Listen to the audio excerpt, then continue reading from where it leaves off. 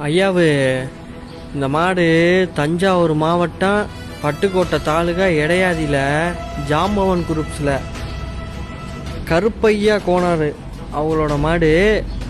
மாடு பேர் வந்து அழகரியா.